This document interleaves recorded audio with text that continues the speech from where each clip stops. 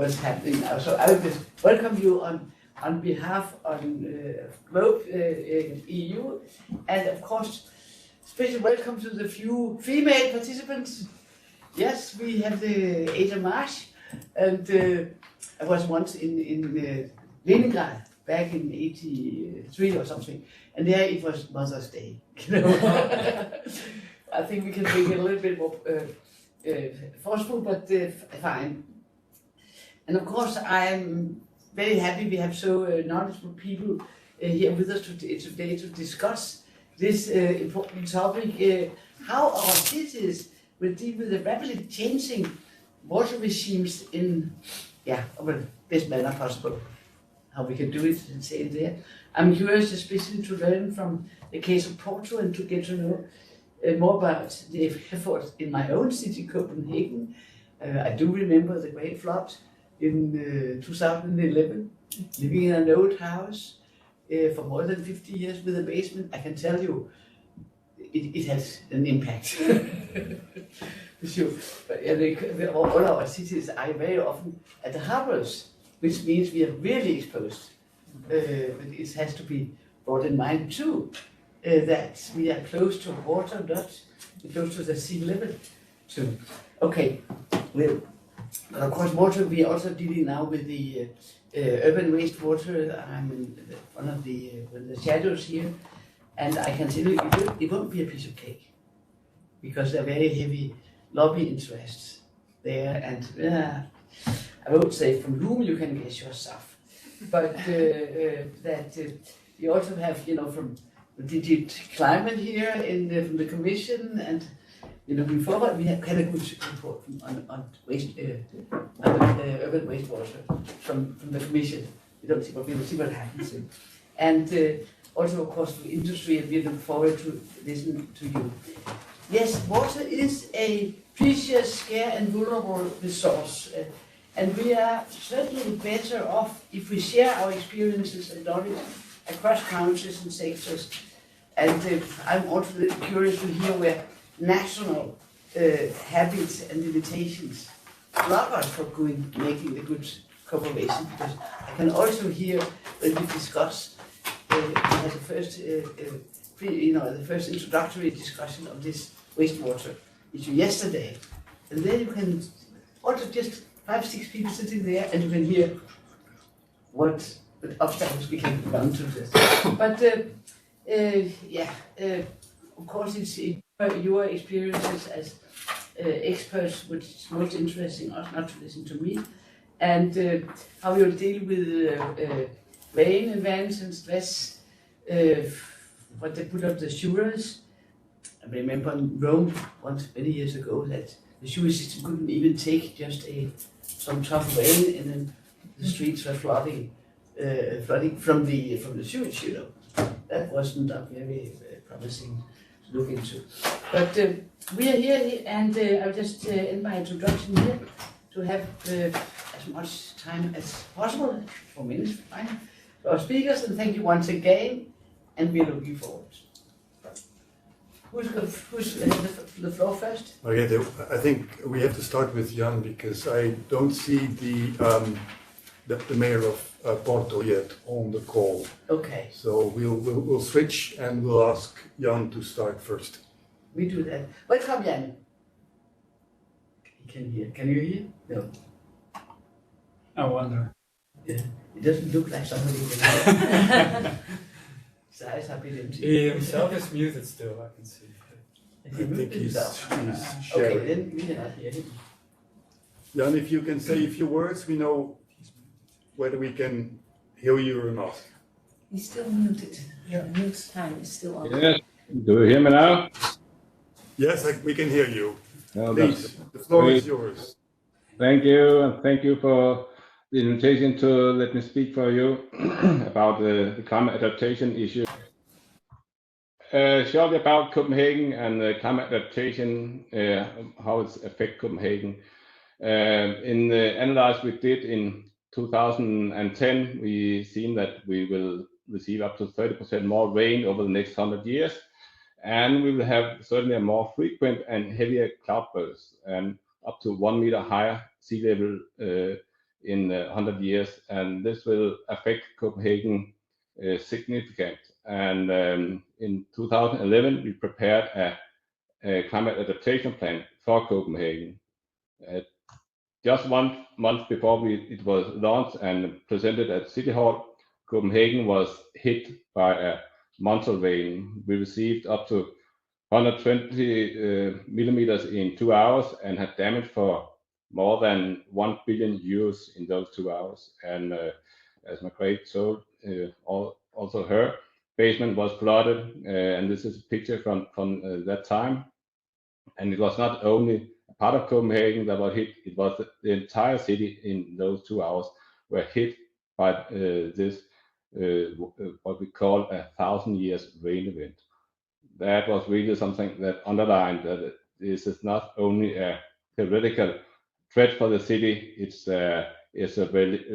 come to be a real threat for the city if you don't do anything. And I think this is a common challenge for all cities in Europe or even in the whole world, as this is not only climate change for Copenhagen; it's a global challenge. So I think every city has to do something about this, at least make some investigation if they are vulnerable to climate change and what to do about it. So we made this call for political action, of course, and we were asked to make a plan for the entire city to how can we prevent those damage we were facing at that time. So we prepared a plan, and this is Copenhagen, and all the red areas you can see there is where we are aim to implement some kind of cloudburst projects. We have around 254 surface projects. We have 127 pipes. We aiming to implement this over 20 years, starting in 2015. And the cost is around 1.7 billion euros. And this plan is become a kind of backbone of the renewal of the city. As it affects the whole city, we are making this in synergy with city renewal projects, with the retrofitting of roads, parks, and so on. That save a lot of money, and it secures that the city is accessible for citizens, of course. So we had around those 254 cloudburst projects in the city, and what we did when we prepared this plan was to find out what is the cheapest way to make the city cloudburst safe. And we made what we call a socioeconomic calculation to find out whatever we should use pipes, should we use surface solution, or a combination. And what seemed to be most feasible for Copenhagen, at least, is that it was far cheaper to use the first surface for storing rainwater instead of using big pipes. So that was the idea of making this plan. Use the surface and have some benefit of this plan when we implement it, besides that it make the city cloudburst safe. We have implemented a lot of surface projects in Copenhagen, which should serve as a cloudburst preventing, of course, but also should have some benefit beside being cloudburst solution. And the core benefits we want to achieve is that they should also have a recreational value beside serve as a cloudburst facility. This should also increase the biodiversity in the city, achieve more meeting places, improve the microclimate as the urban heat island effects could be reduced where it's needed.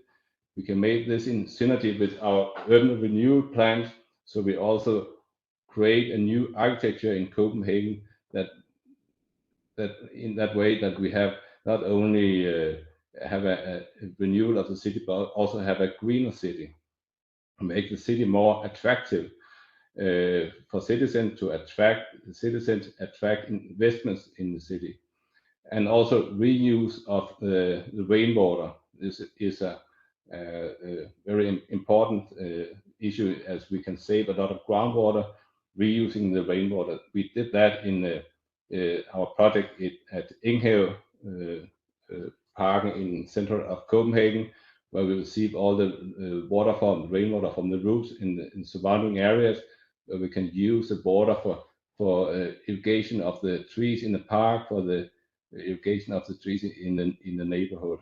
That's a very important issue for us.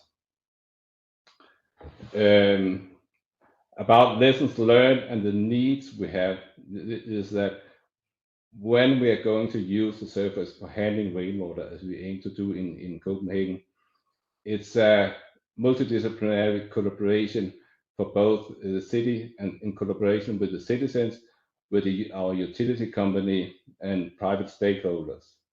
So we have to have this holistic approach to the climate adaptation to achieve all the benefits that we want. When we do this, we also make some what we call socio-economic evaluation. What is the best way? But in Denmark now we have a regulation that said we only allowed to use what we call the damage calculation.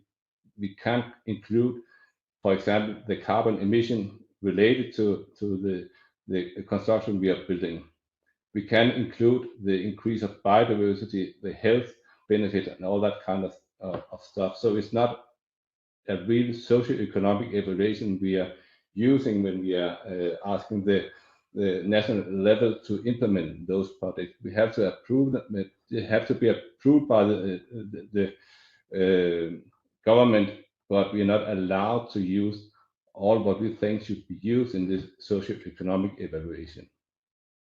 So this to do this in a what we think is a clever way, we need to have some change in the legislation, so we are allowed to do a full socioeconomic evaluation. We also need to have a room for making innovative solutions, so we can develop those solutions we are aiming to use for the climate adaptation planning. And we need to share the experience between cities and universities and all kind of knowledge there in the field of adaptation, because this is not only a challenge for Copenhagen, it's a global challenge, and I think it is a challenge for all the cities in Europe. So to make this possible for all cities to adapt in a fast way, we need to share the good and also the bad experience we have about working with this issue. So that was for me, and sorry for not being able to sharing the slides. I don't know why I can't do that. Okay, thanks very much, Jan, and I'm sure we'll have opportunities later during the conference to go a little bit deeper in what Copenhagen did to deal with the flooding issue. I see that we've in the meantime been joined by the Vice Mayor of Porto, Felipe Araújo, who is also the City Councillor for Environment, Climate Innovation and Digital Transition, and many other qualifications and responsibilities that everyone has already seen in the bio. So, Felipe, the floor is yours. Thank you very much. Sorry for I have a bit of problems during the connection, so sorry for being a bit late. I have the time at least to see some of the examples of Copenhagen. So if you allow me, I'll share my presentation and use the 10 minutes.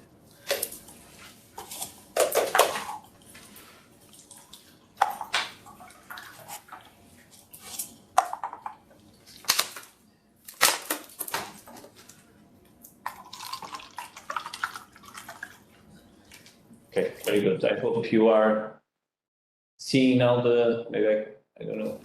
Yeah, we can see you and we can hear you, Felipe. Thank you. Okay, very good. So a little bit of what Porto is being doing in regarding of this path to sustainability, let's say, and a resilient city.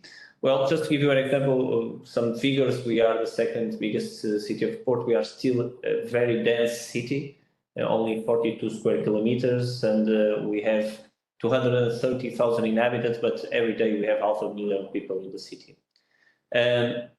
Just these are the axes that we have been working with the green and blue areas, a very committed area with all the sustainability, with the energy, with a lot of being able to test things in city and also to work with data to make the better decisions. And this is more or less our action, and I was elected in 2013, and since then on we have been participating in a lot of projects and in this and the Covenant of Mayors and many other things. And right now we are with several projects on this area and committed with the major targets that we have.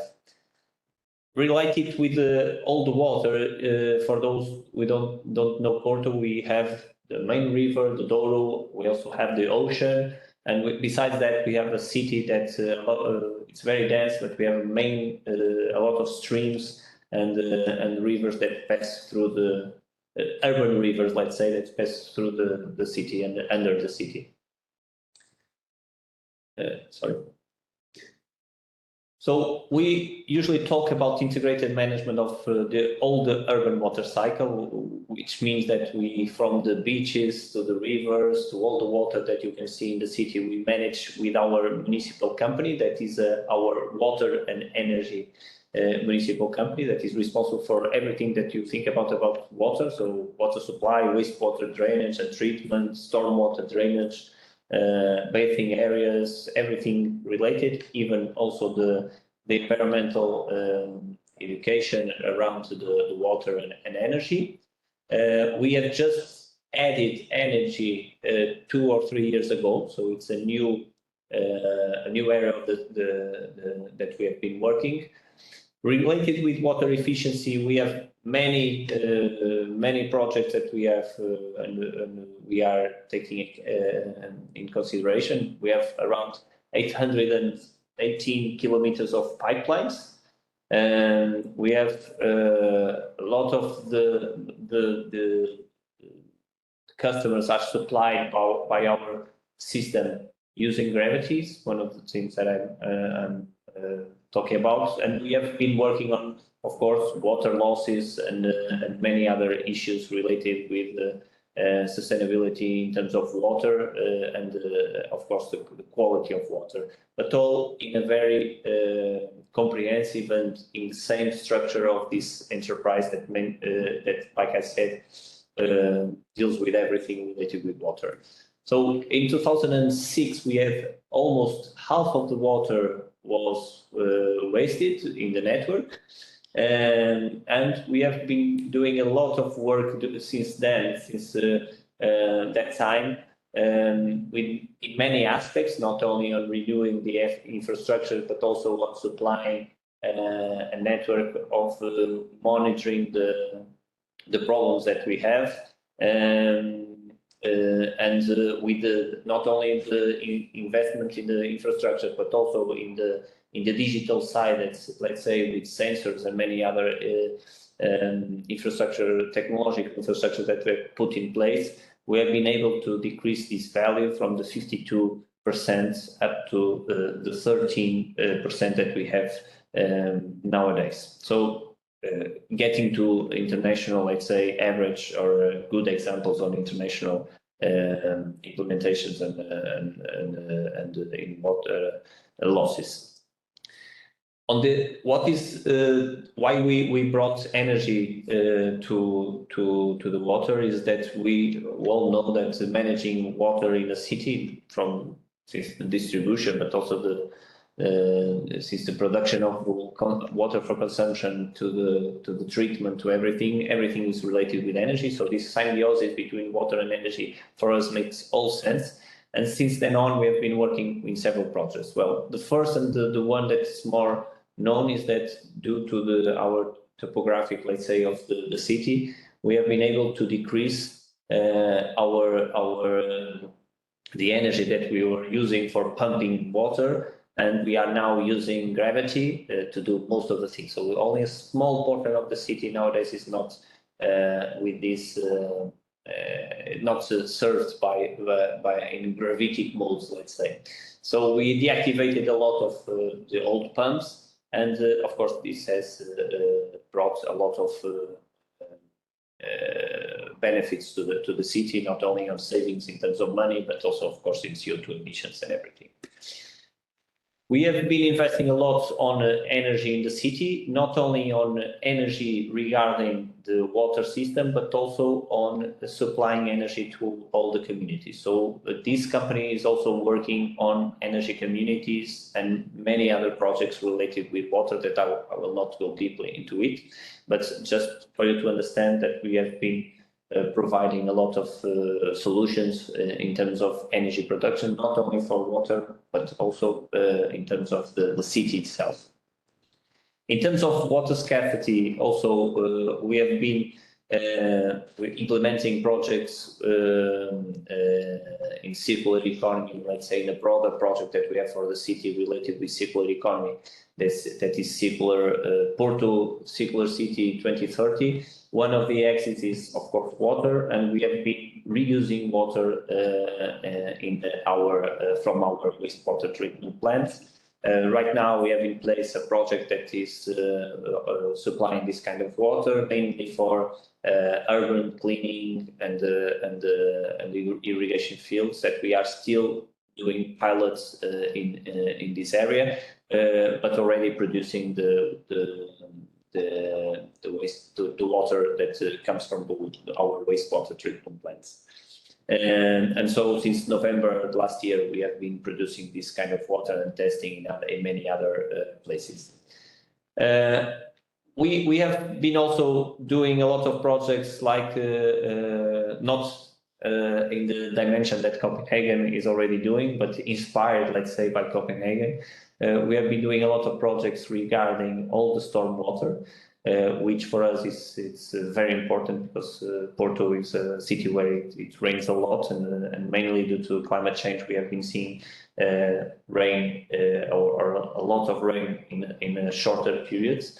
And so stormwater is really a problem for us. So we have been implementing all these areas that you can see here in the slide in order to use stormwater. Not only for example, our irrigation in the parks that we have, but also in many other aspects. So all the new parks and new gardens, new areas, we have been using nature-based solutions and many other, let's say, instruments to cope with the stormwater. So, of course, Porto is also, like I mentioned. With all the rain that we have during winters, with several problems. I brought just a few images for you to understand. We have a big problem, for example, in the last January, and we have been using several of these examples. So it's something that we have been trying to mitigate. We have been, of course, in our strategy for climate adaptation, we have several of these measures in place or that we are putting in place. And also when we devise, for example, our management plan, city management plan in the last, in 2021, all the plan is, let's say, the first layer is our ecological map, let's say, where we have all the green and blue areas, and all the measures on top of that in terms of urbanism are taking into account this ecological structure.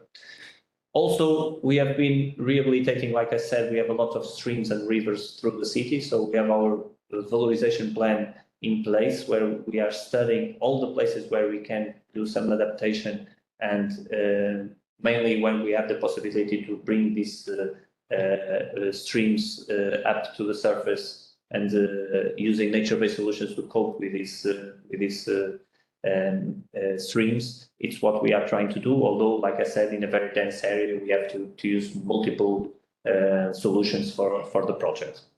So one of the new parks that we just opened, I just brought here an example, is this Asprella Park, where all the faculties, all the universities and the hospitals are in the municipality, where we use nature-based solutions in order to have a big dam, let's say, that can hold up to 10,000 cubic meters of water if there is a need for that. So in taking making it impossible to have flooding in the nearby areas. Another issue, and to end, and I hope I took all in the 10 minutes that you mentioned, is that we cannot do this without the involvement of all the citizens. So we have launched the Porto Climate Pact, where we invited all the inhabitants, but also all the institutions, all the organizations to together with us to make possible to have decarbonization of the city and to share this path up to 2030 when we want to be carbon neutral. So there is a lot that we have been doing in all these areas. I hope I brought you a very short and timely view of what Porto is being doing in this aspect. Thank you very much. Thanks very much, Felipe.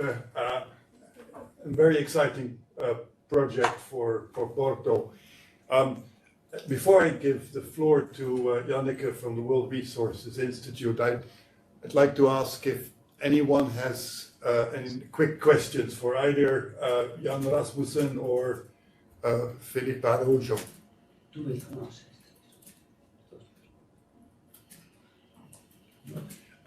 Felipe, I have one quick question. The 2 million euros in savings from energy reduction, is that for the period from 2006 to today, or over what period of time did you?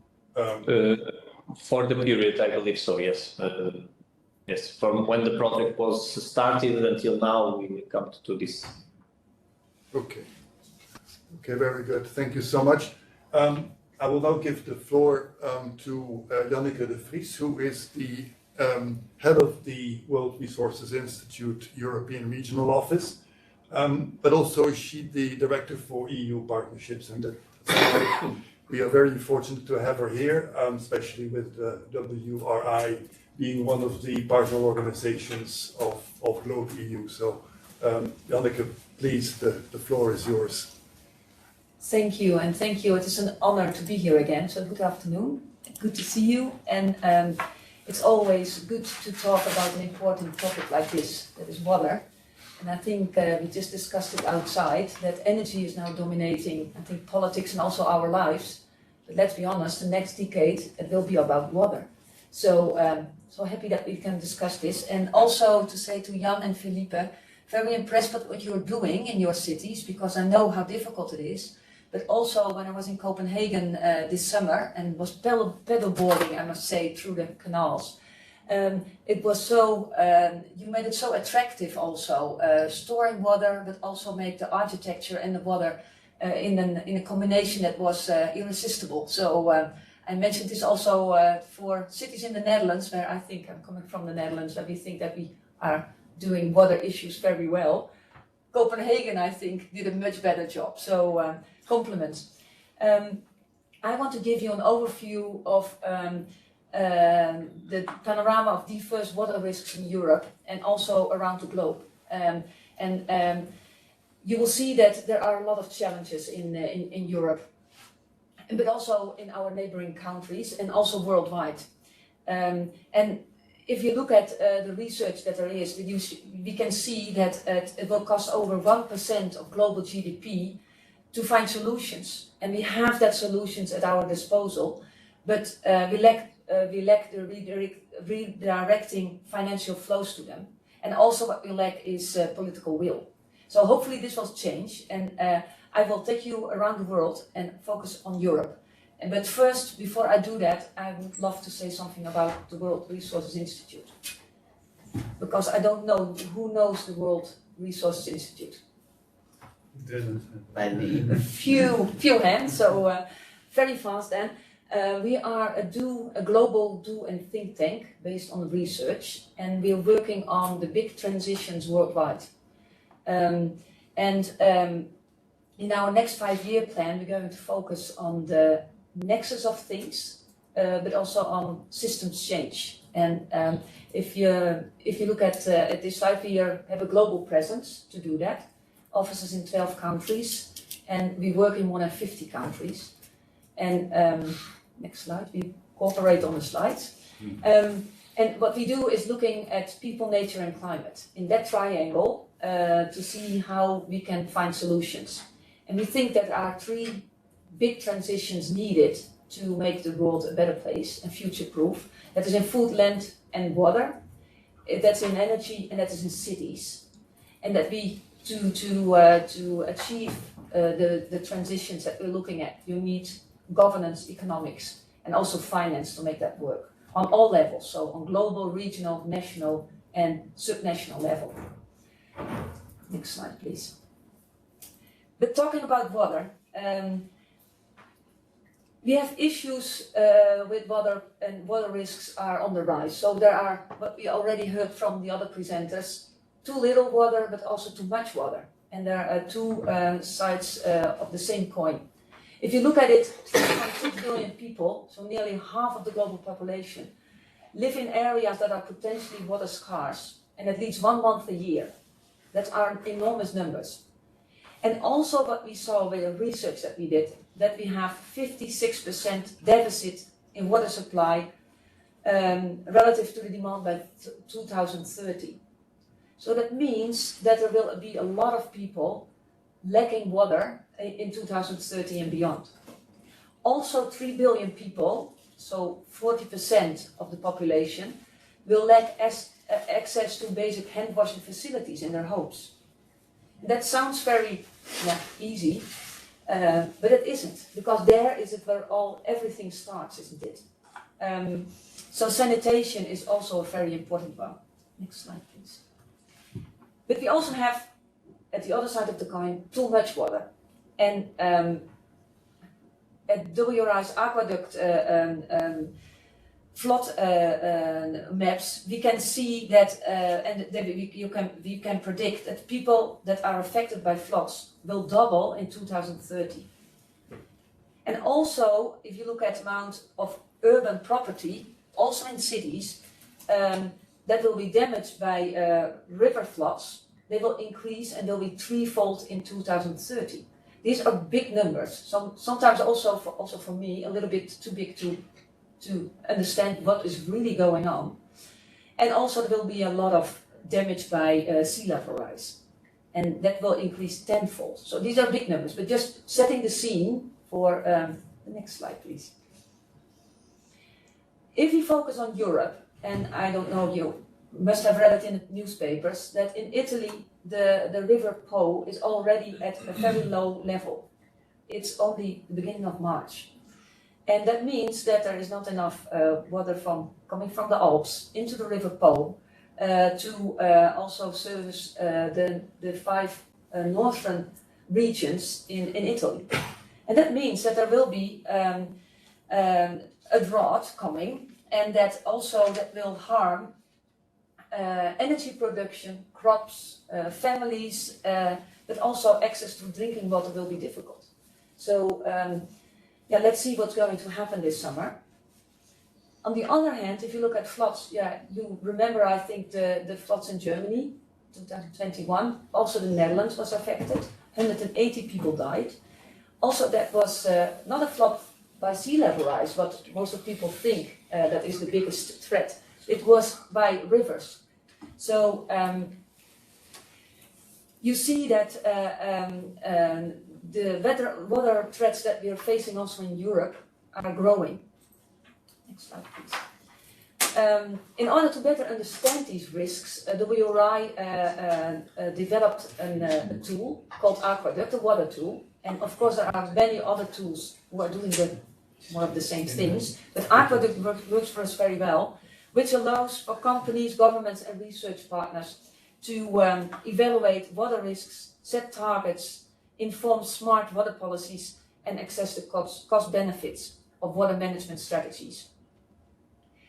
And I will show you some solutions later on, but first look at the water stress in, next slide please, in Europe. If you look at it in Europe, Greece, look at the red in the first, on the first left-hand right side, the first slide, the dark red is the areas where water stress is extremely high already. And you see that Greece, Spain, Turkey, Portugal also, and Italy, but also Belgium, where we are today, are facing extremely high water risks.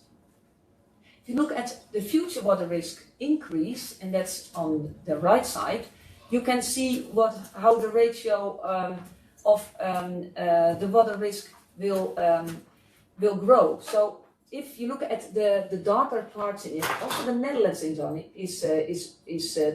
is coloring more red. That means that the increase is doubling almost. So that means also that in areas where you do not expect it, like the Netherlands, droughts will be one of the biggest problems for the coming decades. Scandinavia also. Scandinavia looks good, I think, but it doesn't mean that it will. Also a little bit red in Copenhagen, I see. So if we zoom out, next slide please, and if we view the data around the world, we can see that also in our neighboring countries, there will be more water risks. So if you look at the northern part of Africa, for example, but also at the Middle East, it's all red. And if you look at countries like Kenya, Somalia and Ethiopia, in the Horn of Africa, they have the 5th straight growing season with drought coming up, and the worst drought in 40 years in Morocco. That also says something. And also in the US, that's not on this picture, they have water problems, a lot of. Next slide, please. And it's not about, it's not only that, if you look at this future water stress in 2040,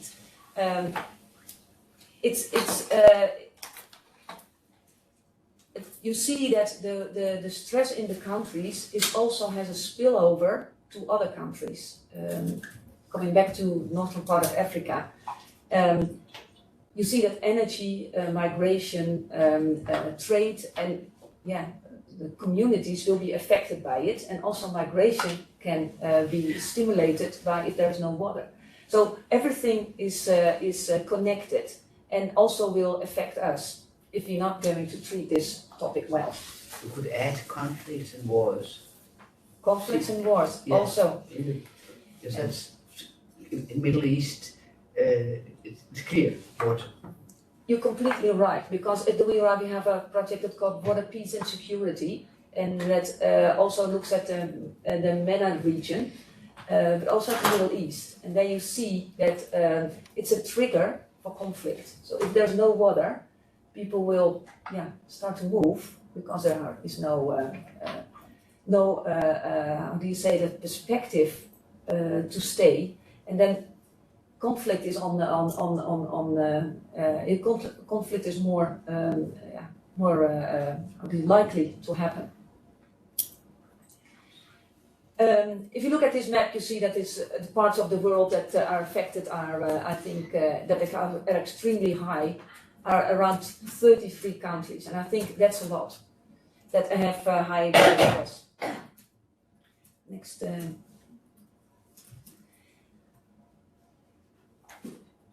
But also the good news is there are solutions. And what I have said already, there are a lot of solutions. Only there is no political will, and also I think no enough finance yet focused on it to make it happen. But if you look at, there are solutions, and there are 4 buckets, I will say, in where you can think of.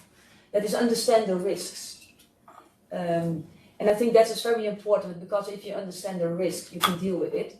And part of it is leapfrog data gaps, transparency, for example, have open portal data, like I put it, but also build accountability for it.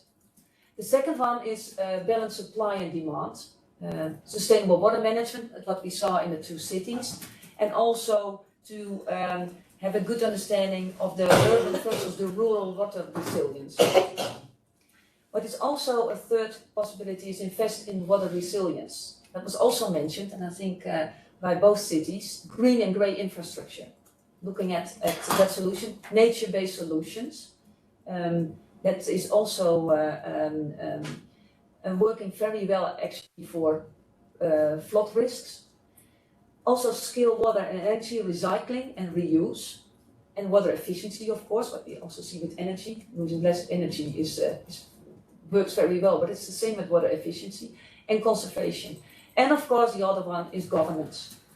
And I think that's a very important one because the pricing of water is still a very difficult topic. And disaster risk reduction. Next slide, please. So, if you look at the economics of this, according to the World Bank, in cities, the economic cost of droughts is 4 times greater than floods. I always thought it was the other way around, but it isn't.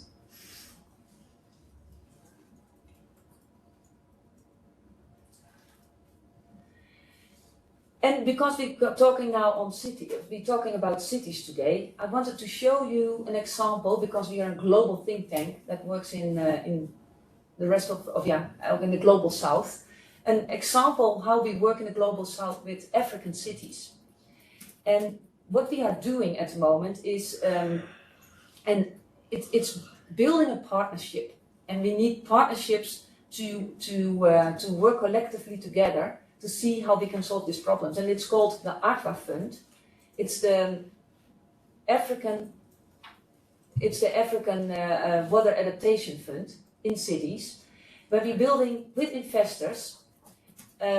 We build a partnership, and it's by donor and development banks, impact and commercial investors, and also local entities, both public and private. We build a kind of chain so that they can handle from project development to project implementation on the ground, and we try to do that in 100 African cities by 2032. And I think this is an example how we can also help the global south to be future-proof if you talk about water. Yeah, the next question is we're here in Brussels and we're here in the Parliament. What can EU policymakers do? Slide, please. Also to settle this. 3 words: investment, regulation, and incentives. Risk assessment. Set stronger climate and water financial risk criteria, very important. Also looking at economic recovery and ODA, fund water resilience, efficiency, recycling, nature-based solutions, also focused on countries outside Europe, and wastewater recycling. So 15 years ago, we couldn't believe that we could tackle, I think, the energy crisis, and that we could make an energy shift. And let's be honest, Europe is leading the way nowadays. But now we have to do the same with water. And everything depends on political will. So next week, is it next week? I think it's next week already. In 2 weeks. 2 weeks, there will be the UN Water Conference in New York. I think this is a great start to come together with decision makers and experts from all around the world to see how we can together tackle and hopefully start to tackle this immense problem that is going to emerge. And WRI will always stand as a partner to help everybody to make this happen. And I want to thank you, and looking forward to listen also to the next presenters, how this fits into the perspective that we have. Thank you. Thanks very much, Janneke. I think you made a compelling point that it's not just the Southern Hemisphere that should be worried about water-related issues, but that also in Europe we should start to prepare for there not being enough water. And I want to mention a recent study by the Technical University of Graz, who have using satellites measured the groundwater levels in Europe that have been dropping consistently since 2018, and it doesn't look, after the dry winter we've had, that it is likely to be restored anytime soon.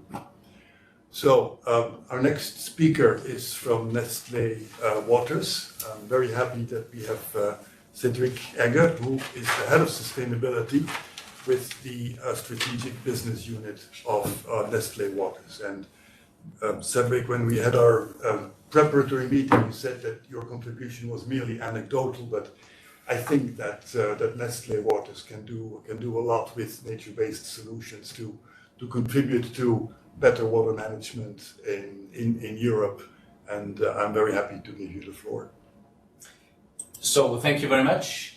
I think that even on top of the head of sustainability that I've got at Waters, it's even more as a geologist and an hydrogeologist that I would like just to share the experience that we've got, and in a complementary way also, in the sense that we were seeing very concrete and very, let's say, condensed situation like big cities that are downstream, and we are in the vast majority of the cases much more upstream in a watershed and actually interacting, so in between a little bit the upstream of the watershed and the downstream.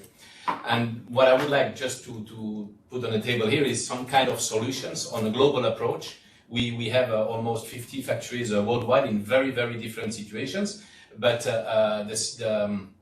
the approach that we've got along our activities is always the same. And actually, this is what I would like in few words to share with you. So much more as a geologist. I don't know if we can have the slides, but I would start to say that what is clear is that each and every site worldwide, and we have the two examples now, each site is absolutely unique. So if we go for the first slide, please. Each site is unique, and actually the reality is that as we say that you can only manage what you can measure, I think that the very first thing is obviously to understand very well the water cycle where we are operating. So this is the basic that we start to do systematically, taking an advantage, of course, of all the available data that are in the different areas where we're operating, so from the local municipality, from the country, from the geological survey and so on, locally, to which we have, of course, I would say global data that precisely, as Hanneke was just presenting before, will it be the aqueduct or water risk filter? We actually use several tools to have this overall approach, but site by site. And it's exactly where we bridge actually this very global data with concrete data in the field where we are operating on our own wells, on our own monitoring system, just again to understand very well concretely in the field how the things are happening. We are systematically here, as you can see, let's say gathering or synthesizing the water cycle in very, I would say, accessible way, I hope at least, accessible way to understand what the water cycle in each site, to explain in few words where the water is coming from, where it is stored, where it is taken out, how we are one of the several stakeholders that are, let's say, acting in this watershed, and putting in perspective actually the water balance, which is the basics in hydrogeology. So to know on a yearly basis what is the amount of water entering into the system, what is taken out of the system for the different activities, and what is going after having been used, the volume of water which is going down to the sea. So we are synthesizing this way to have the water balance, to have the explanation of what we call, I think we are with specialists here, this notion of water stewardship, so meaning how we are managing together with the local stakeholders by engaging with them, managing this unique resource. And finally, and this is I think one of the most important, is to really ensure that all of the different stakeholders in this watershed, they agree on what are the shared water challenges. So in many places can be a problem of quantity, in many places of quality, of water access, of water availability for nature or for the different other stakeholders.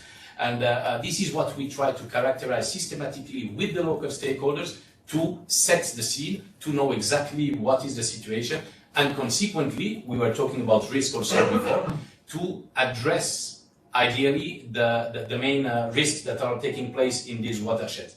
And we do this by engaging again with the stakeholders. So first of all, by meeting with them, knowing who are these stakeholders in the watershed, and then to get in touch with them, to open the discussion with them by sharing our concerns, by sharing the concern that we see within the watershed, and by bringing some solutions, actually long-term solution, I would say, most of them being based on nature-based solution, of course. But this is where we entered actually with we have decided a couple of years ago to commit for a water pledge, which is we will regenerate the water cycle to create a positive water impact everywhere we operate. So everywhere in each watershed where we operate, we will have to demonstrate that we compensate or we deliver the so-called volumetric water benefits.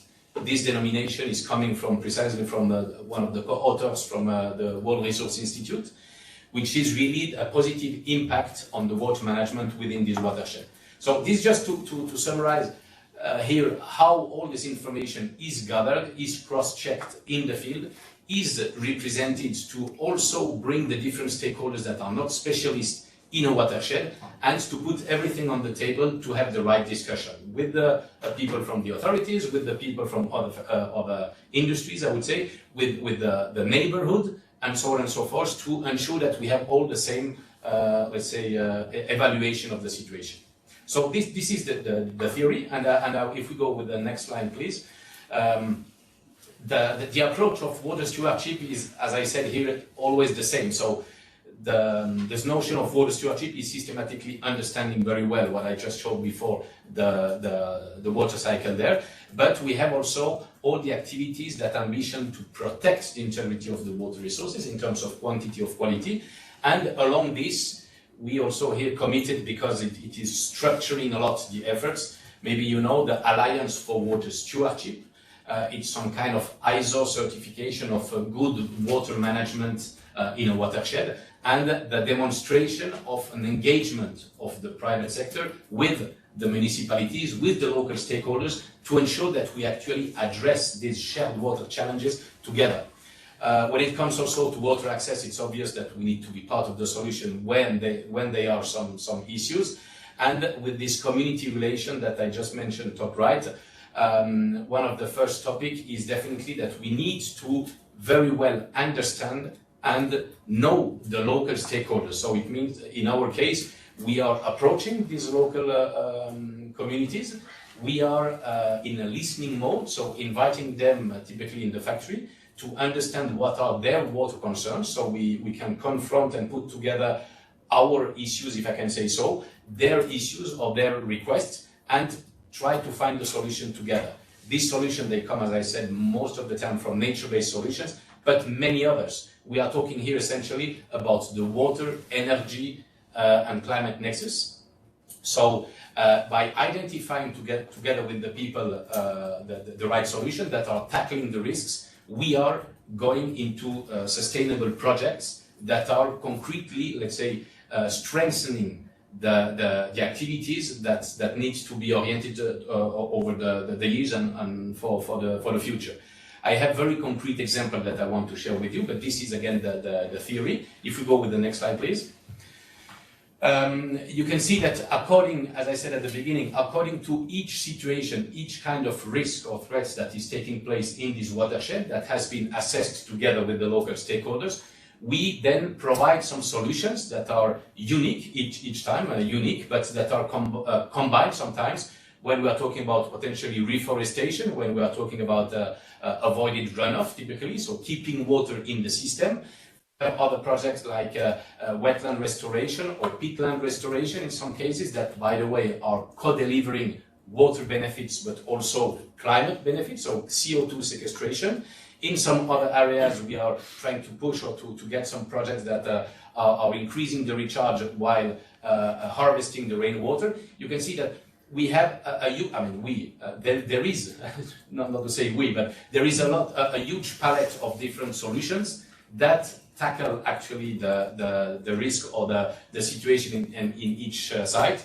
And this is why we together with the local stakeholders, again, we study this, we discuss this solution and we start to implement them with the local stakeholders. And by the way, but I didn't mention it before, but as we precisely do not want that these solutions are solutions from a company like us, we of course submit this project together with the local stakeholders to what we call an external expert panel that is constituted globally by NGOs, by civil society, by academics also, universities in the Netherlands, but also in Switzerland, and even by a UN agency, World Meteorological Organization in this case, that are reviewing the projects, ensuring that they totally fit with the volumetric water benefit accounting methodology that has been co-authored by the World Resources Institute. And by having this sign-off, we can be sure that these projects are really relevant enough to be defended by a third party, have been reviewed by people that are acting in the watershed, and that they are very robust and relevant to be applied in this project. And then on our side, we validate from the financial standpoint this project so that we can be sure that they will be maintained and sustained over the time, to be sure that with regards to the pledge that we have by the end of 2025, we sustain this project and we ensure that there is no dependency on our group with the evolution and let's say the sustainability of this project. So these are the kind of projects that are currently implemented. We have very concretely 41 projects that are either already implemented or in the process of being implemented, and in all the different situations that I said before, each of them is tackling the reality of the water challenges. If we go to the next slide, I think I'm almost, these are very concrete, I cannot read, but we have here very concrete projects that are currently being implemented, and these are the ones in Europe. So we have projects that are tackling, I would say, the quality issue or the quality reality of a site. For instance, in Switzerland, where we have here also implemented with the energy supplier a biogas station, which ambitioned not actually only to trigger renewable energy, but actually by coping with the manure issue in a very agricultural area, we transformed here a big threat, the quality of groundwater with nitrates and so on, in an opportunity by having 47 actors or farmers that are working in this project. And we are, again, converting a threat, manure in the groundwater, into an opportunity by ensuring that this manure is used in a proper way at the right moment, going into the biogas, being mixed with the coffee ground that we have in another factory, and doing renewable energy, so methane in this case, that the farmers are reusing, and they have a huge benefit in reusing this, because typically, instead of a normal manure that is leaking into the ground, they are getting what is called a digestate, which is much better for the crops, doesn't cost for them anything, because the different products are much more available for the crops, for the plants, and in this case, the neighborhood is happy because there is no odor almost, and we are actually triggering in this place a bit more than 10 gigawatt hour per year, transforming a threat for the groundwater, so not only for us but also for the municipality, into an opportunity. So this is the kind of approach that is systematically taking place. You have other examples here. I won't have time to discuss all of them, but each site is unique. Each site has some challenges, and we respond to these challenges together with the local stakeholders in a dynamic that is, in a sustainable way, coping with this risk, or let's say minimizing the risk while going towards the long term, if I can put it this way. So I don't want to go into details of all the projects. We have, as I said, more than 40 projects today. We ambition by 2025 to be water positive everywhere we operate, to have more than 100 projects with the local stakeholders that will be sustainably implemented.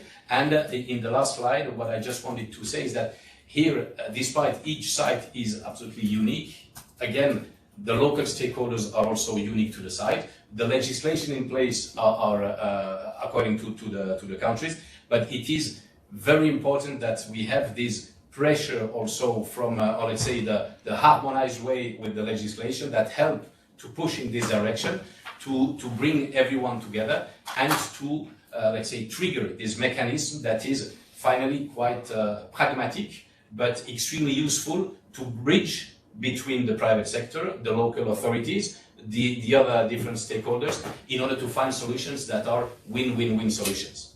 And this is the approach that we call, globally speaking, water stewardship. And I forgot to say that definitely the co-benefits, or let's say the relevancy of the projects, not only from the water standpoint, I mentioned the volumetric water benefits that we ambition to have, but they are systematically deploying also CO2 sequestration and biodiversity, which is also something which is raising, which needs absolutely to have in terms of KPI, because by doing this, we co-deliver on biodiversity, climate, and on water. This is what I wanted to share with you in a humble way. Very good. Much more than just anecdotal, Cedric. Thank you very much. Before I give the floor to our next speaker, I wanted to give an opportunity for quick questions, clarifications on Janneke's and Cedric's presentation. Margrethe, Yeah, you want to ask? we just, it really is that easy. So I will calm down all the problems we have in Denmark with pesticides and PFAS and all this here. As listening to you, it's easy done. Oh no, it's not easy. Yeah. You want me to Yes. or Yeah, just to tell them how can we get rid of that. yes, with the PFAS and this kind of things, or Yeah, nitrates and so on. Yeah. No, the nitrates here. I'm talking about the pesticides, Yeah. we just prolonged, coming from some this, this commission there. They were lobbied to delay the revision of the pesticides strategy. And we now see in Denmark what we used to be, could just use our groundwater. And now I think the majority of the water wells are, polluted, heavily polluted. Yeah. So, in our case, we are facing this, of course, as the others, even if we normally are in very preserved areas when we are talking about the mineral water and so on. But the reality is that by working together, what we did, the demonstration with the biogas that I mentioned typically, is that we can bring the farmers in some solutions that are even more beneficial for them by avoiding or reducing the use of this pesticide. And as long as we can, or as soon as we can demonstrate that financially it's an improvement for them to switch from one, let's say, not technology, but one approach to another, and maybe this seems to be easy. It's not at all, but the reality is that it works in many places. It works. Okay, thank you. So, quick questions, eh? Yeah, very quick question, Cedric. Thank you. You spoke about the broader stakeholder engagement.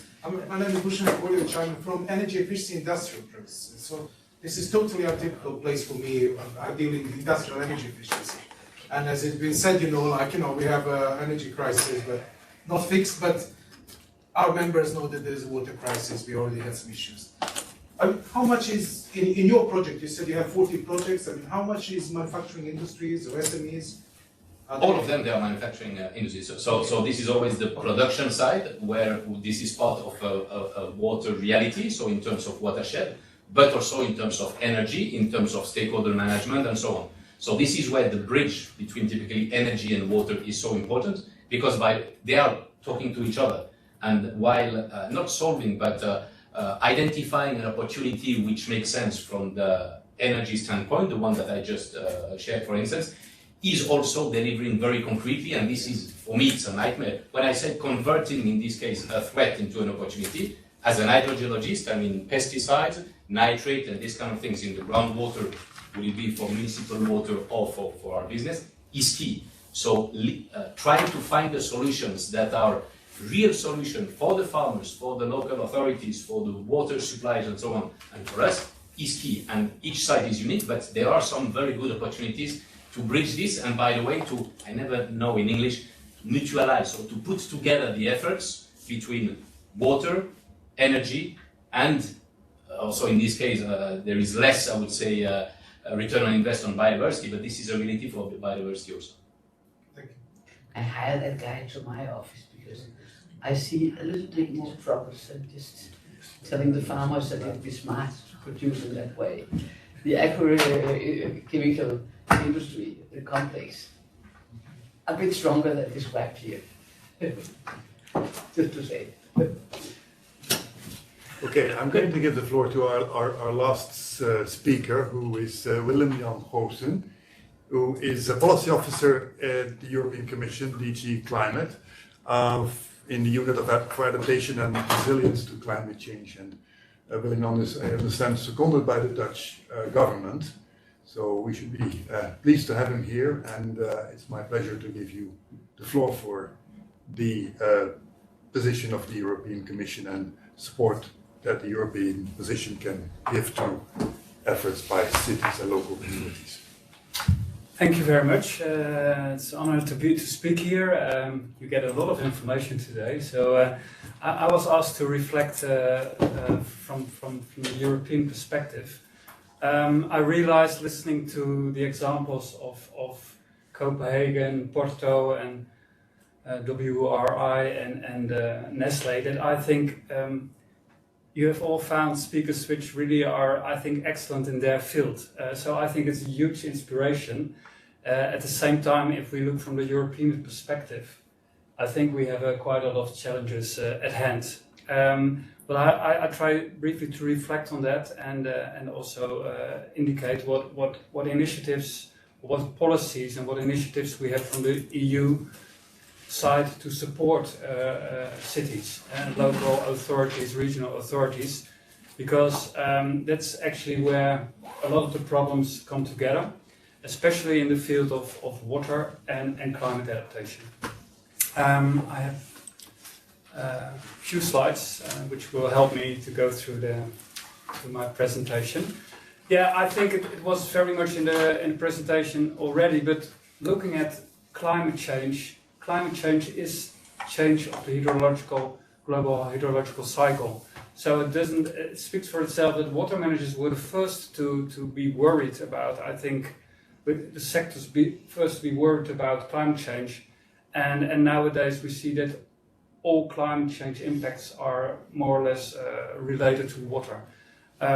We have cloudbursts like in Copenhagen, but increasingly all over Europe we see cloudbursts, very intensive rainfall, and there you have, especially in cities, a lot of water on the street flooding, but we have also long periods of rainfall for weeks, and those especially will result in fluvial floodings, which is that big rivers will flood large areas. Often not that often mentioned for cities, but of course still very relevant, because a lot of cities are on the seaside, the sea level rise, and coastal storms, and also the interaction with intensive rainfall. Then we have extreme droughts, it's already mentioned. Often we focus very much on the lack of precipitation, but as important is the rising temperature, especially during heat waves. I think we saw over the last summers extreme heat waves in large parts of Europe. Oh, please, yeah, next. Large parts of Europe. And so these heat waves, they, together with a lack of precipitation, we had extreme droughts. So the message, and last for cities is very much also heat waves creating heat problems directly, but also air quality. And if you look at the number of people dying, yes, drought is important in terms of damage. But people dying, then heat waves and bad air pollutions might be number one worry for us, especially in city areas. So the message, it's affecting all sectors, these impacts, and it's all over Europe. It's no longer, in the past it was thought, okay, drought is something for Southern Europe. It's not. And it's also because, next slide please, drought is a natural phenomenon related to climate change, very strongly, but it's come on top of water scarcity. And water scarcity was already there before climate change really started to hit us. And that is because a lot of water is spilled. It's used freely. It's a lot of illegal wells all over Europe. It's not that mentioned that often, but we know it's a huge problem. And so we have to tackle water scarcity by really being much more water savings. And on top of that, we have this challenge of climate change. And if you combine it, I think it's quite impressive what's upon us. So the message is we know a lot on climate impacts. It's more that we are not sure how fast climate change will take place. And that's all dependent on our own behavior and reduction. But we know quite detailed on what will be the impacts with a certain rise of temperature. So it's not the question if it will take place, but more when. And I think this knowledge is very important. For example, also the European Union, of course, used the IPCC reports. Next week we will have an important IPCC report as well, the synthesis report. But based on that, the European Union also had a PCETA study 2 years ago. And I want to show here one of the figures there. It's showing that if for river floods, how the impact in number of people affected and the damage as a result of river floods, how it will increase with a rise to 3 degrees Celsius, which is quite realistic because we hope to limit it to 1.5, but actually within 10 to 15 years we will already pass the 1.5 degrees. And I think we really should be prepared for a world of 2 to 3 degrees. And here you can see how the rise, and I think Janneke already mentioned before, there's a sharp increase of damage and casualties. But in this study, it's also indicated if you invest in adaptation, you can reduce this increase substantially. And it's cost effective. So let's move to the next slide. Because what is the European Union doing, what is the Commission doing together with Parliament and the Council? This Commission started 3 years ago with the European Green Deal, and if you look very much at it, it's very much on climate mitigation, adaptation, biodiversity, zero pollution, etc. All the topics we discussed with water. And a lot of those strategies which were announced 3 years ago, nowadays they have been adopted. And I like to mention 2 of them. It's the climate law on the left side, and it's the climate adaptation strategy. Next slide. The climate law was adopted in the summer of 2021, and it's the basis for all our actions on climate mitigation. You have heard, I guess, a lot about it, the Fit for 55 package, all the reduction. We had a discussion now with the cars in Germany, which is, of course, something which gets a lot of attention. But also in the climate law is the ambition to move towards climate resilience by 2050. So we want to be resilient for the impacts of climate change, which will take place at that time. And there are things in this climate law announced. Next slide. One of them is that from now on the European Union will produce each 5 years a new strategy on climate adaptation. We adopted one 2 years ago, and it's the basis for all our actions. There's a lot going on.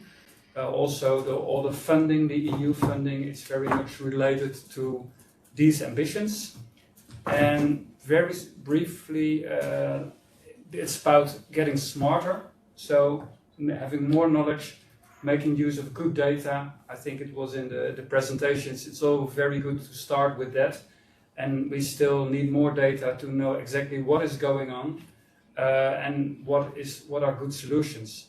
The second one is more systemic adaptation, which is we have to mainstream adaptation in all our activities. If we construct a new railways, you have to construct it in such a way that they are able to deal with the climate conditions 50, 60 years from now. If you do it, it's very cost effective because maybe it costs you 0.5% more than if you don't do it. But if you don't do it, you will have you can have a lot of damage in 10, 20, 30 years from now. And if you want to repair it then, it's very high cost.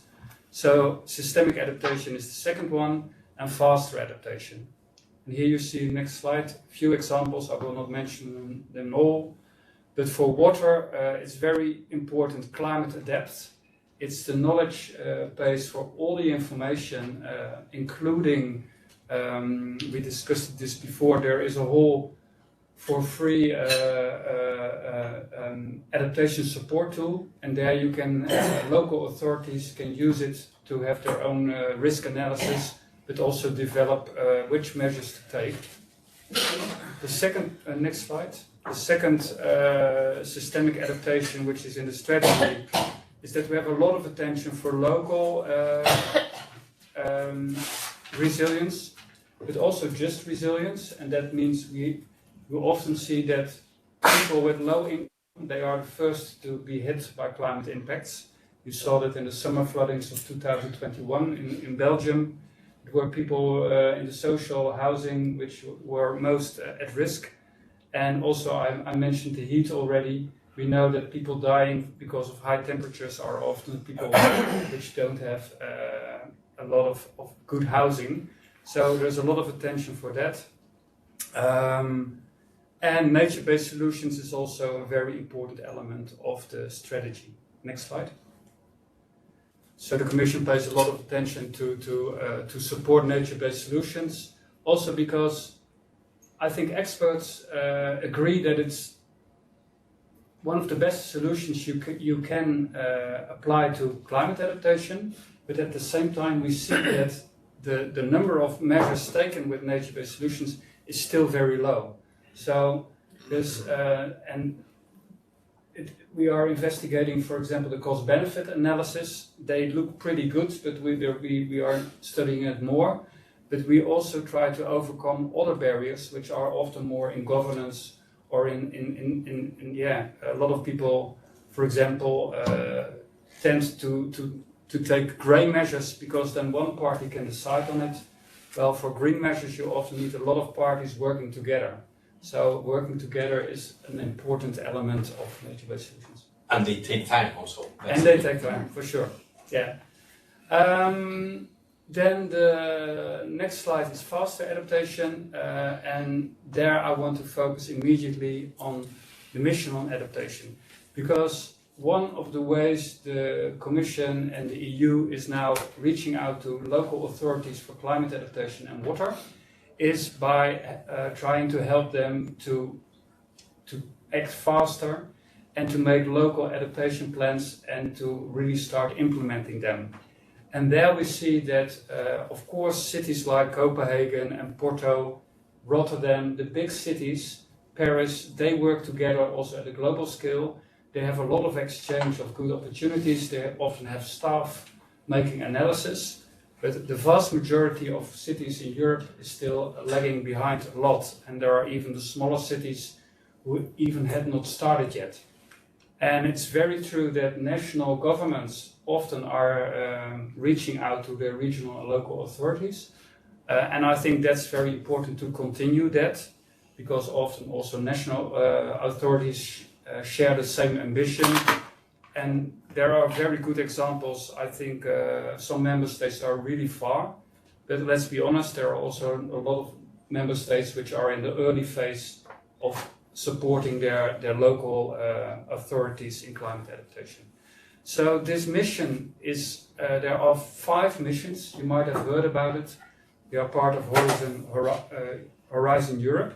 So they are, it's money coming from research and development, but in this case it's very much, this money is focused to be spent on really making a change on the ground.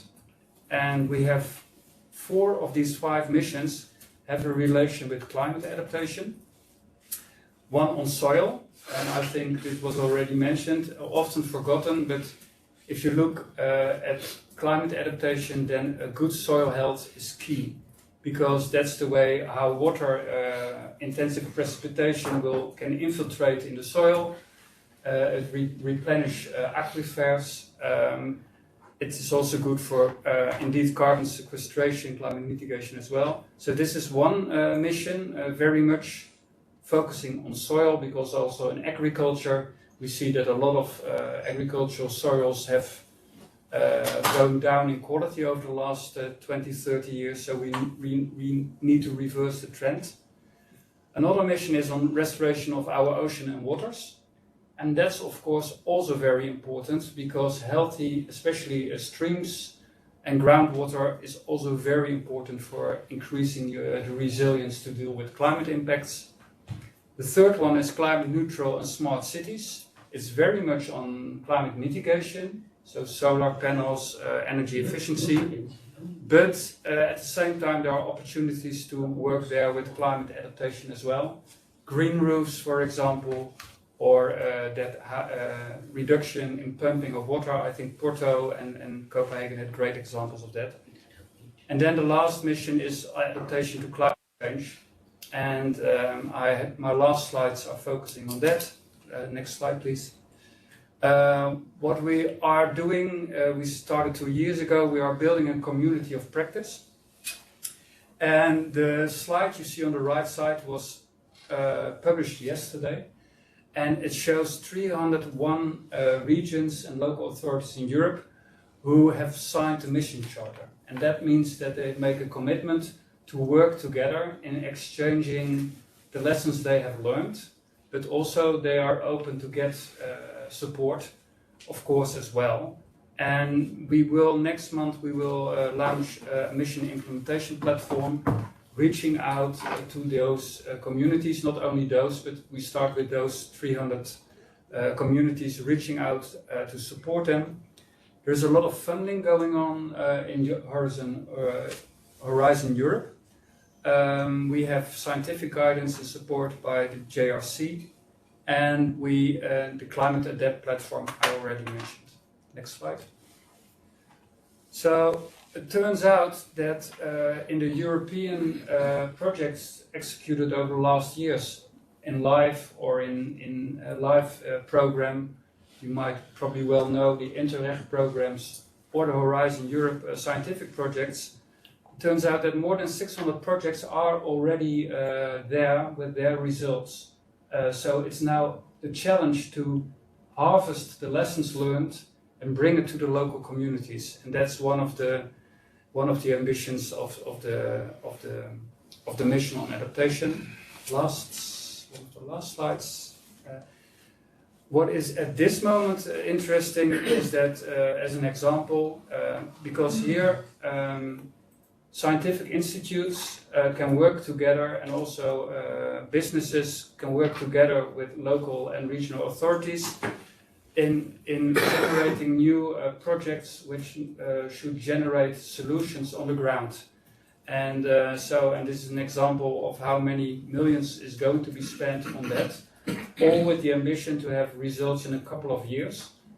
And that is because this problem is only starting now, and for the next years the climate adaptation challenge will only further increase. And that was it from my side. Great. Well, thanks very much. I think that was a great complement of the other presentations, and I think you've shown that we're looking at a future where we'll have longer periods of droughts and shorter. So I speak to C degree, I can hear that, no problem. I'll tell my grandchildren they shouldn't be scared any longer. Adaptation will be just solving the problem. Piece of cake. But there was no prevention. It was in this presentation. It was only adaptation. It's okay. I mean, maybe it wasn't the best. Sorry, no, it's very good. And then it's really the best adaptation you can get is mitigation. Yeah, so, mitigating is also how you learn to live with. But mitigation, climate mitigation. I mean, for us it goes without saying, but it's very good. Your remark, to underline, you can adapt to a certain level, and above a certain level, then even climate adaptation solutions like nature-based solutions, they will no longer function. This is often forgotten. Nature-based solutions will work until 2 degrees, maybe 2.5 degrees at max.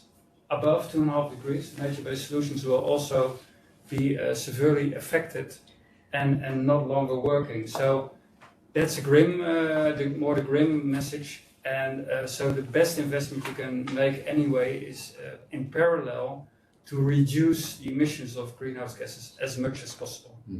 And a little bit more. as fast as possible. I mean, the IPCC report is quite clear on that. Yes, but you know, you said you would listen to them, but I can never hear. You know, we've been doing this here for 30 years. We had the first report in 1990, and I was raising a debate in the Danish parliament, and everything is fair. Yeah. And that was, of course, we made fun of those who say, you know, we send rubber boots to Bangladesh, you know, or should we do something with climate? And I said, when I'm listening here, I know. sorry. No, I'm totally on your side. Okay. At the same time, I was working for an environmental NGO on the topic. So I have seen over the years how we have been delaying measures, and now we have to. But it looks like finally we realized we have to reduce substantially. I think even if we stay below the 2 degrees, we will have to face longer periods of drought and shorter periods of more intense rainfall, which is not good to refill the reservoirs or to water the fields, because you need gentle rain for that. So for that we need to adapt, and as we have heard from Copenhagen and Porto, and also from Nestle, the possibilities are there. We just need to put our shoulders under it, and with the help of the Commission, get the other cities and regions to start preparing. I think we do have about half an hour for questions, but before we do that, I'd like to invite everyone just to, apart from the speakers whom we already know, but just a quick tour around the table, who you are and the company or organization you're affiliated with. So Johannes, if you can start with you. Hi, good afternoon everybody. I'm Johannes Weber, and also with Nestle, being based in Brussels and looking after European policy. Sir? Yeah, good afternoon from my side. I'm Paul Rudlow, and I represent Austria and the working parties negotiating all water files. I'm basically the diplomat in charge of the water files in the Council for Austria. Welcome. Asker Mindegaard, I'm a Vegas assistant. You already introduced yourself, just for the record. Basically, Dusan Ekoljevic, Energy Efficient Industrial Processes. We are association working with industrial partners. We have 140,000 members, and it has been basically brought to our attention that we should follow up more on the water issues. I mean, historically, this is my second meeting on water ever, but we had the cases last summer where some of our members had to stop production, not because of energy costs, but because of the water scarcity. And just your name. There's plenty of opportunity to have conversations. Yeah, sure. I'm either working for Dental Global Advisors, a consultancy in Brussels, a sustainability practice. So anticipating a bit that water will be, that's an issue with a lot of clients there. Very good. My name is Ludo de Bever. I'm the General Manager of TEPFA, the European Plastic Pipes and Fittings Association. So our members have quite some solutions to mitigate, not to prevent, but to mitigate. How to avoid making any drastic changes. Achim Dreves, also Nestle Waters, trying to bring the different pillars of our sustainability strategies across Europe together. So working not only on water regeneration, climate, but also packaging circularity to come up with comprehensive solutions for our category at Nestle. Hello, my name is Laurent Schröter, working with Joel at the consultancy Dental Global Advisors here in Brussels, and working mainly on water issues and chemical issues. Also really interesting. Thank you very much for all the presentations. A lot of good discussions. Yes, thank you for the presentations. I'm Cindy and I'm also with DGA. And I'm Cyril Maiten. I'm working together with my colleagues from Dental Global Advisors in the sustainability practice. I previously worked at Veolia, so French water management company. And we previously worked with Ecolab, who's also a member of GlobeEU, and we are supporting as well Sherwin-Williams, which is another big group member of the GlobeEU. Well, everyone, welcome. As I said, this is an opportunity for you to ask questions. I'm very happy that we have both Jan Rasmussen and Felipe Araujo on the call. So the floor is open. If you are participating online, just raise your hand and you have an opportunity to ask questions. Yeah, if I may start, Janneke has touched upon the topic of the UN and the Water Conference coming up in basically 2 weeks' time, and if I remember correctly, it's the first UN Water Conference since 1977. And one of the hot potatoes and topics, politically at least during the conference, will be the subject of whether the UN is willing to appoint a special envoy on water. So the moment we're drafting speaking notes and phrasing the communique that will be published afterwards, and the side events and everything that's happening there in the 3 days.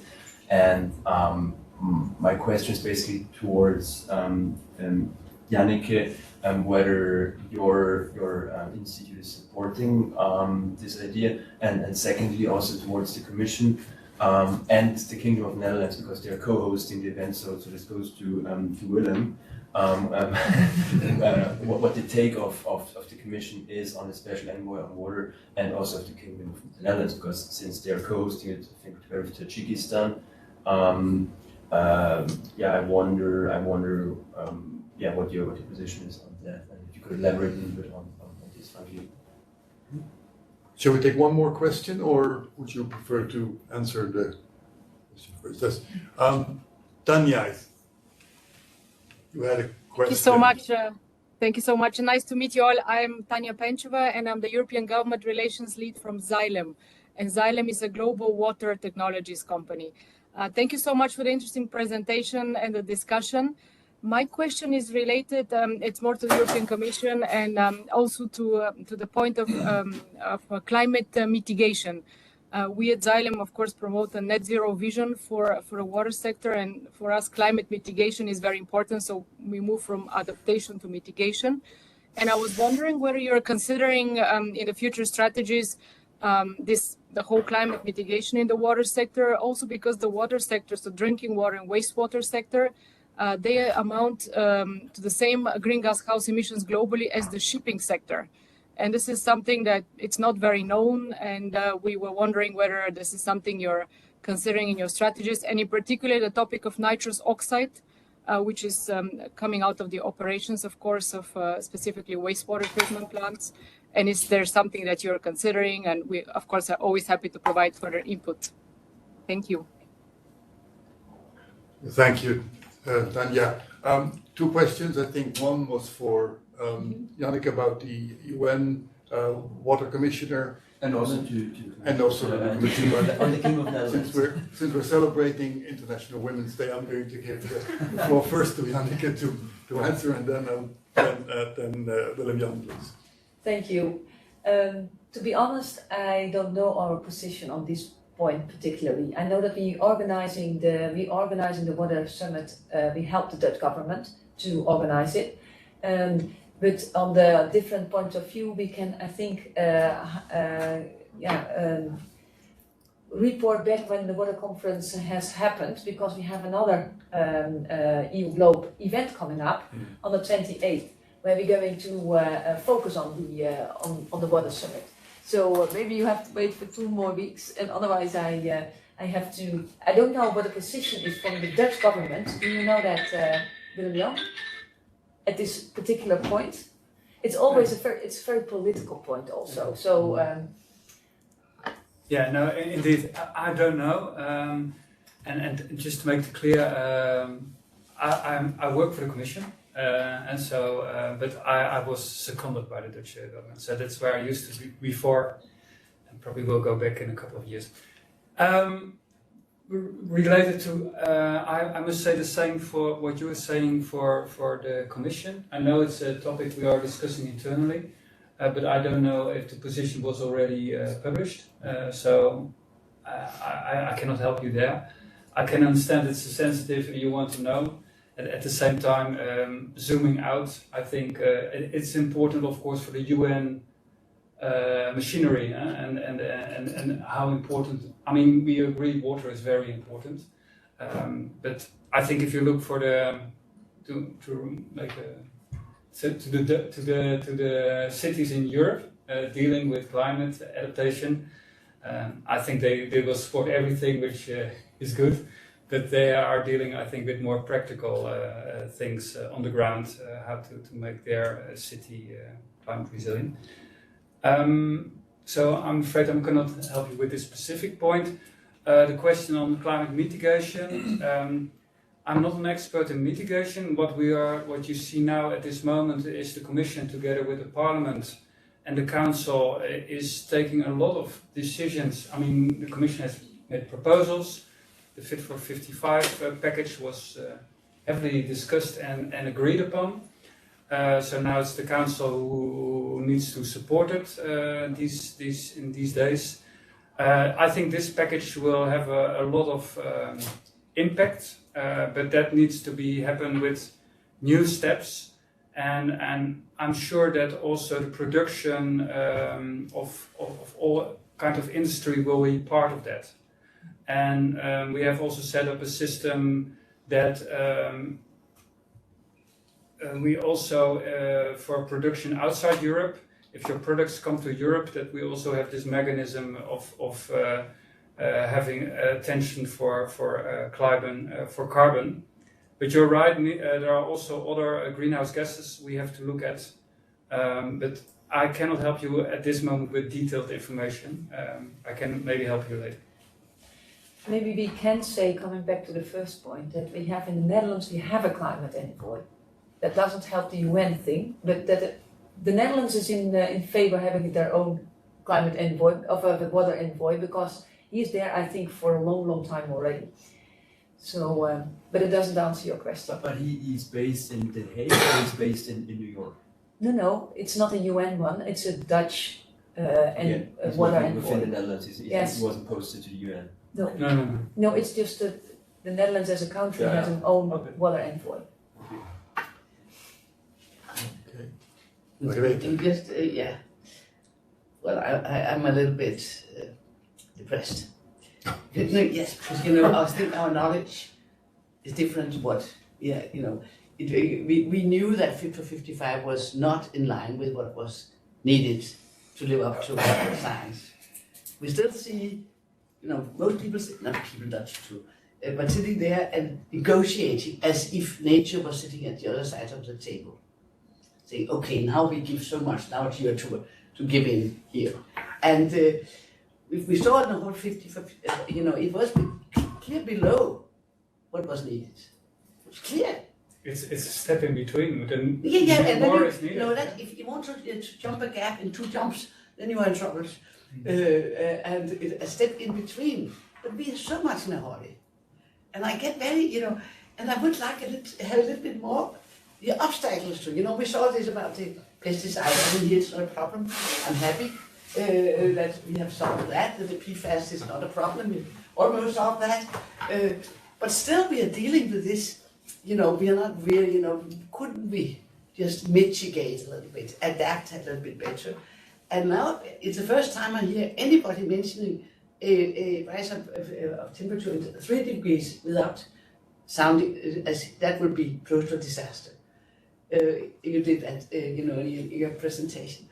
And I think, of course, all this adaptation, but if we don't have totally at the top, and you're sitting here representing quite strong bodies, and having this, we have to really act.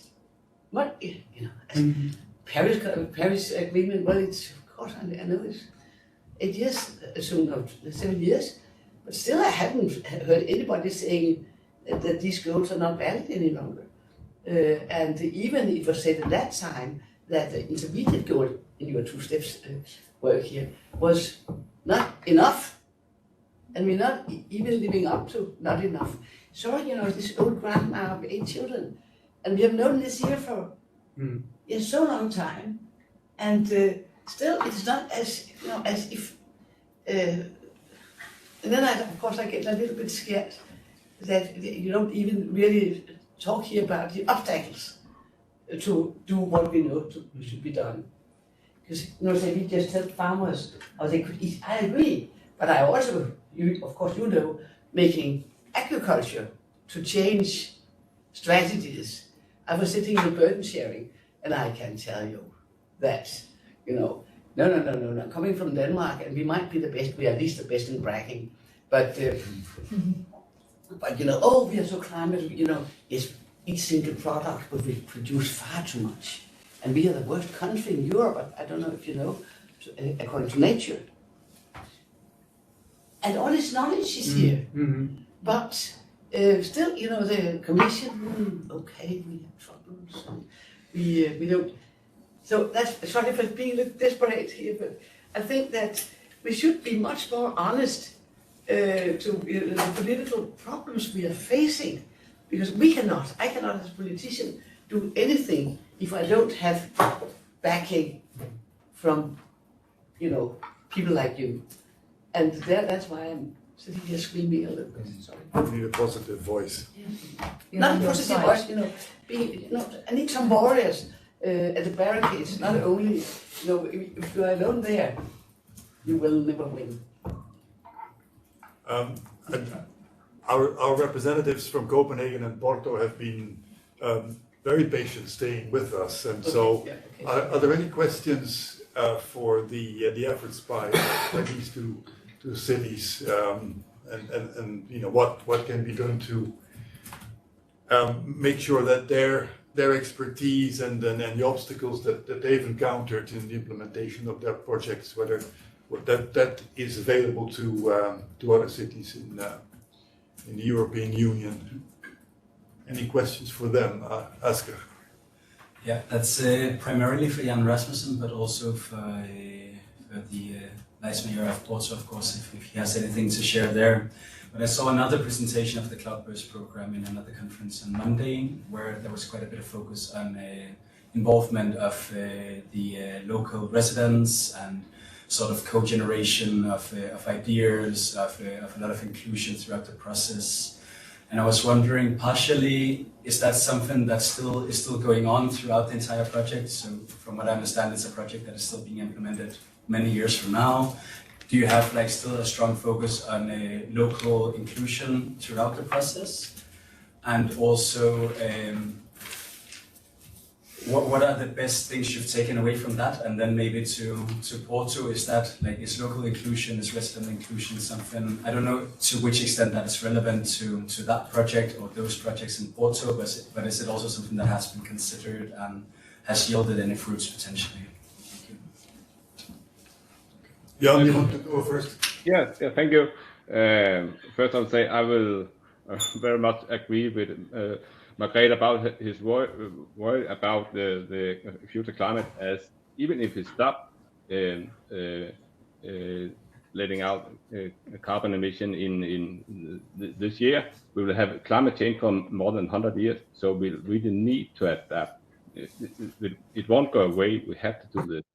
I don't think the first challenge I see when I meet other maybe smaller cities than Copenhagen, they have even started this. A lot of cities in Europe haven't done anything. At least they should start to make a risk map to find out what is the challenge for the city. Because incorporating this into the city planning, this makes it far cheaper and more easy to adapt. And you can adapt the next 20, 50, 100 years this challenge you are facing. And I think that maybe there could be a demand from the EU that cities should make at least a risk map and find out what is the challenge for the city. And I think we have a lot of tool and experience in Copenhagen and Porto, other cities, how to do this. And then we can share the experience we have to make this do this as fast and clever as possible. About the citizen engagement, we have a lot of citizen engagement in our project. All of the projects, in fact, we include the local neighborhood, because they are the citizens who own the city. We have to ask them what do they want of the city. We know what about to do about the water issue, but all the benefit, what could they have out? What benefit could they have of the adaptation effort we do in Copenhagen? That's extremely important to have them into all the projects. Thank you.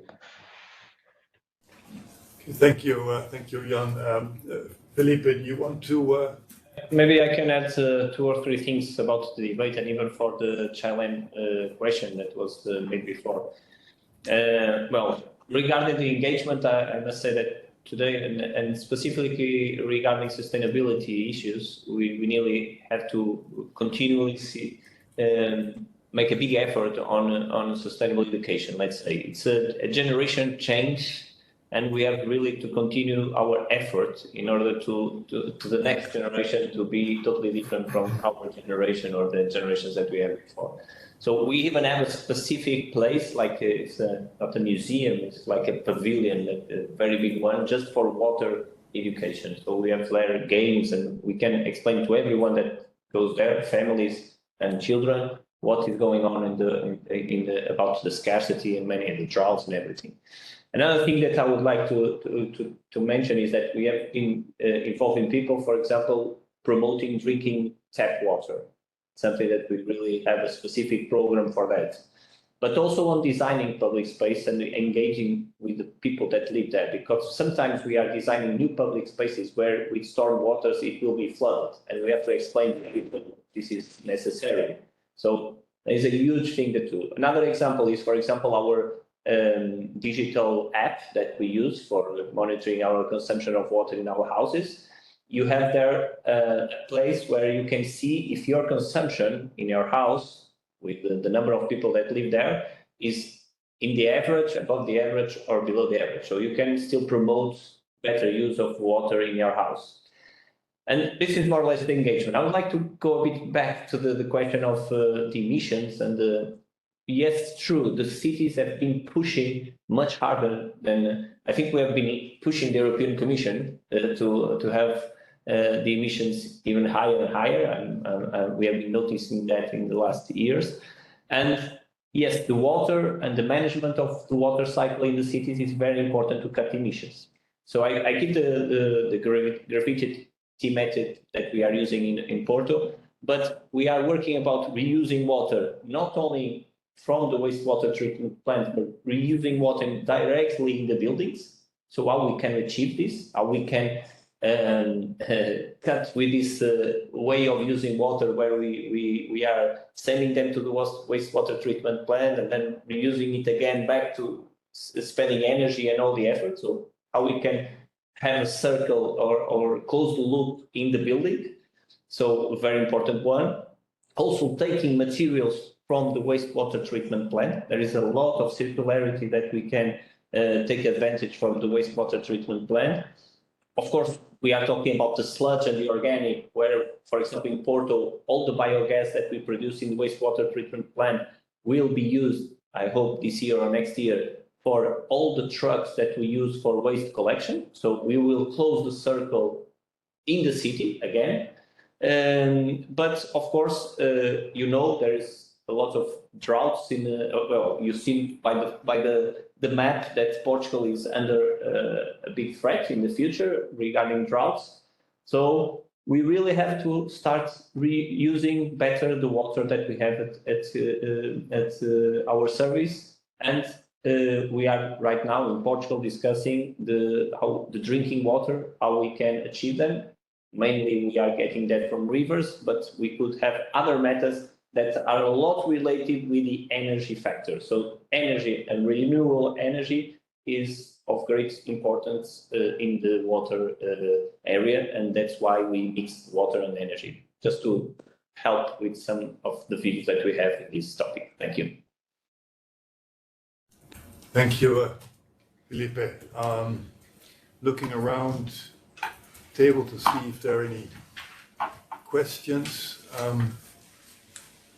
Yeah, maybe coming back to more the regulatory, because I mean, of course, cities are doing a lot, and mostly that is on their own account because it's profitable to address the water, and sometimes it's coming from national legislation, but more on like, what are we doing in terms of setting water targets at a European Union level in different directives?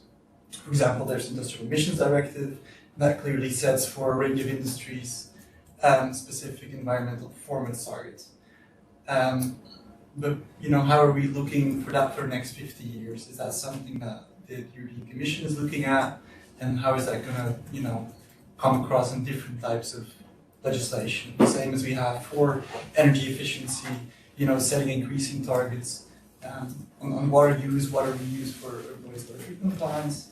How is that kind of developing is more my question to the Commission, but also maybe to industry to see how they are looking at setting really clear targets, whether it's possible, because, of course, water is super local, so, targets are hard to implement across the EU. You have to look at what is possible. From Nestle, is like you look at a specific area and then what is possible within that area. But kind of have to look at it broad and have to look at it local. Bit of an open question. Okay, water targets. Roland-Jan, you want to come in here? Yes, thank you.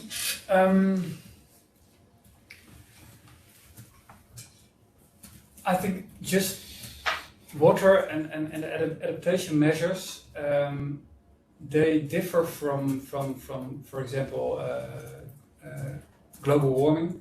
Is that global warming? There's one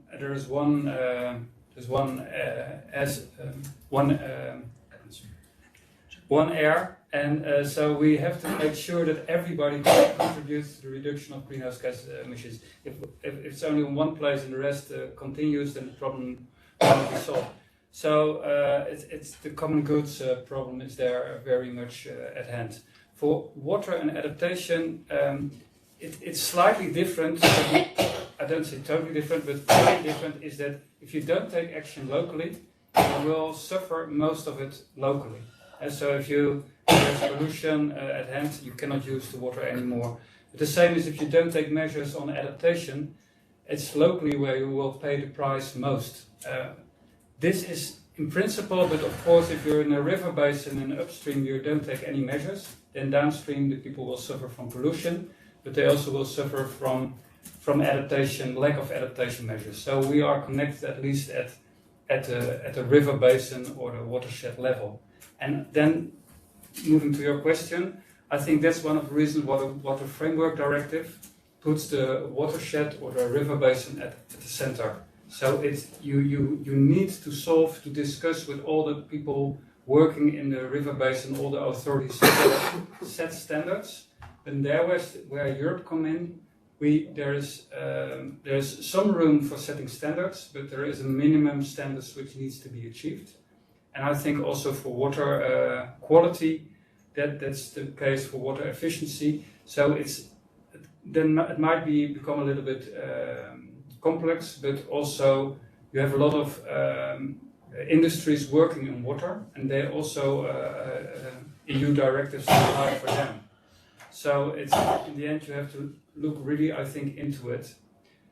But then I would like to make the connection to I think Nestle and others saying it is that it pays off to have energy efficiency, and I think in Porto as well, in your water management or in your drinking water production or in your urban wastewater treatment. If you have good investments, you can have a turnover in having low energy cost and having, for example, also reusing water, which is a recent directive of the EU on water reuse was also made for that reason, is that we need to take those measures to make with increasing droughts. So summarizing, we need also to help local communities or businesses to make this transition to become a circular economy factories, and with so hardly any contribution to greenhouse gas emissions.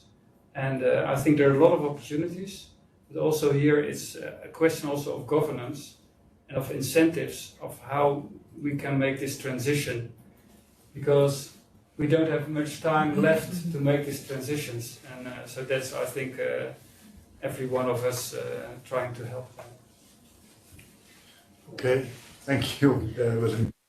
We're almost out of time, but I do want to give Cedric, do you want to water targets other than selling more in bottles? Yes, maybe very quickly, not selling bottles, but very quickly on this point, when it comes to industries, definitely. The water KPI, the key performance indicator, is key, is since decades one of the the most important one. A group like Nestlé commits, because of constant optimization of reducing the usage of water everywhere, so in all the categories. But the little switch that I see currently is that when you get to a certain level of optimization in a factory, it becomes now, and this is really the switch that we have, it becomes more important to understand or to take the reference, not the factory itself, but actually to go beyond the factory, to go at the watershed level, and to say that instead of investing, to say something 1 million to go from 1.2 to 1.1 liter per liter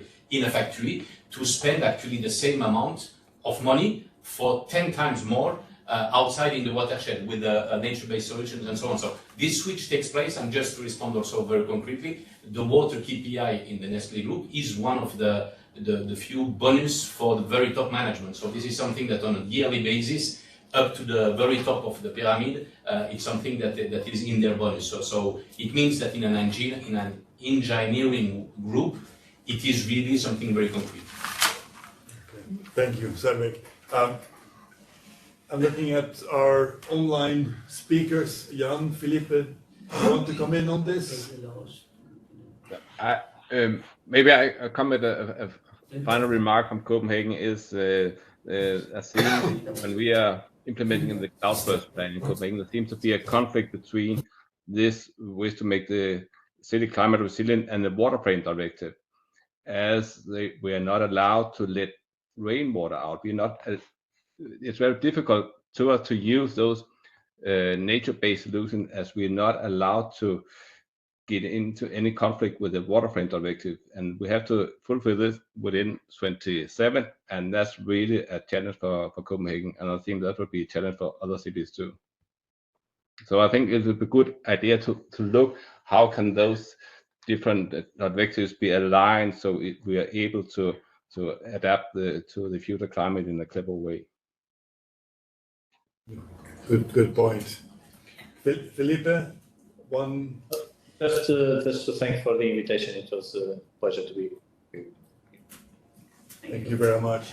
Then I think we've completed the meeting. I'd like to thank Margrethe Auken for hosting the event, our Globe EU member, and I'd like to thank all the other speakers for having joined us here in person and online to contribute, and of course the participants who are in this room and who joined us via WebEx for their contributions, questions, and comments. So thank you very much, and hopefully hope to see you at one of our next events. Thank you very much.